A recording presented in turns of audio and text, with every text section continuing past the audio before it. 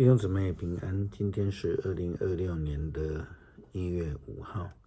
今天的经文是诗篇72篇，约书亚书第1章第1节到第9节，希伯来书11章32节到12章的第2节。今天要跟大家分享的主题是坚强勇敢。接手上帝所交代的工作，其实不是一件非常容易的事，或者是说，领受上帝呼召本来就不是一件容易的事情。摩西领受上帝的呼召不是一件容易的事，摩西的接棒人约书亚是如此。因此今天的经文我们就看到了上帝给约书亚的劝勉。约书亚书第1章第1节到第9节，经文这样说道：上主的仆人摩西死后，上主对摩西的助手嫩的儿子约书亚说：我的仆人摩西死了，现在你要准备带领所有的以色列人过约旦河，到我要赐给他们的土地去，照着我应许摩西的，你们走过的地方我都要赐给你们。你们的疆界要从南边的沙漠到北边的黎巴嫩山脉，要从东边的幼发拉底河经过赫人的土地到西边的地中海。约书亚，在你有生之日，没有人能够打败你。我要与你同在，像我与摩西同在一样，我绝不撇下你，也不离弃你。你要坚强，要勇敢，因为你要率领人民去征服我许诺给他们祖先的土地。只要你坚强，非常勇敢，切实实行我仆人摩西给你全部的法律，不偏左也不偏右，你将无往不利。你要常常诵念，日夜研读这法律书，使你能够遵守书上所写一切的话，这样你就会成功，事事顺利。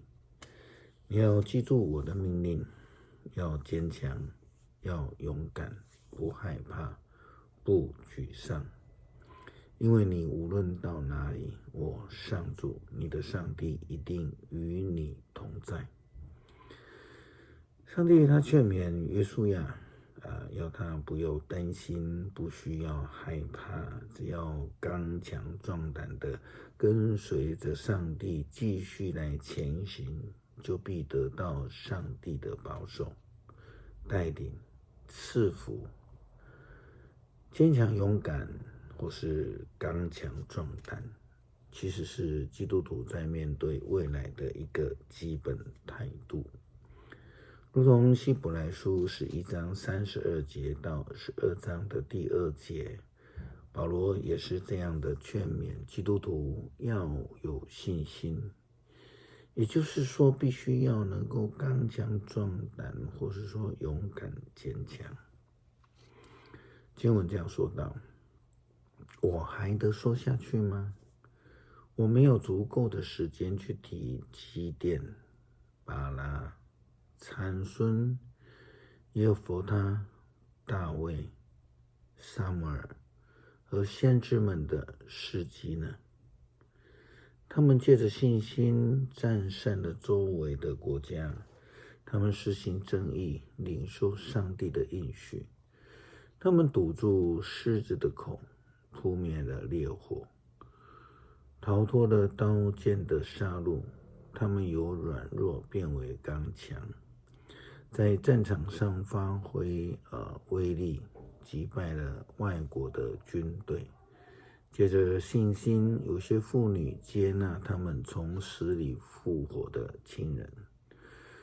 另外有一些人拒绝被释放，宁愿死在酷刑之下，为要得到那更美好的新生命。又有人忍受来戏弄、鞭打，也有人被捆绑、被囚禁，还有人被石头击毙，被锯子锯断，被刀剑杀死。再有人被披着绵羊、山羊的皮，到处奔跑，忍受穷困、迫害和虐待。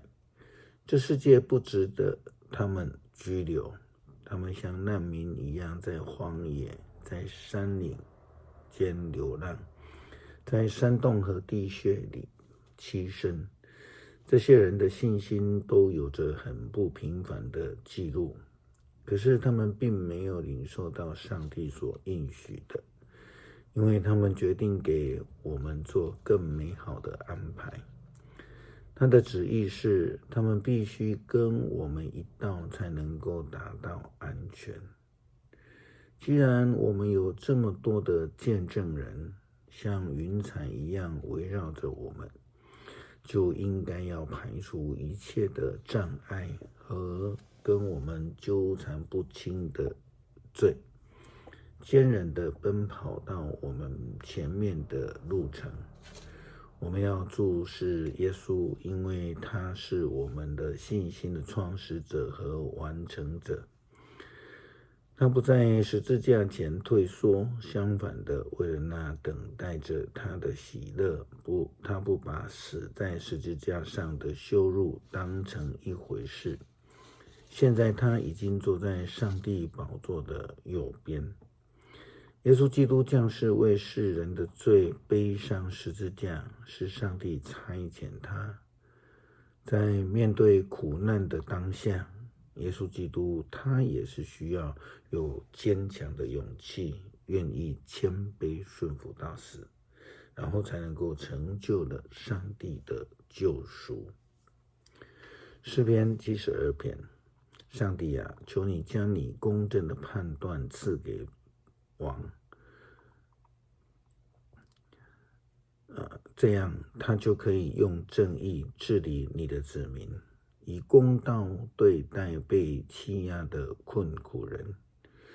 愿全国享受太平，愿全民共尝正义，愿君王以公平维护穷苦人，愿他救援贫乏无助人，并打击欺压他们的人。只要太阳照射，月亮发光，愿你的子民永远敬拜你。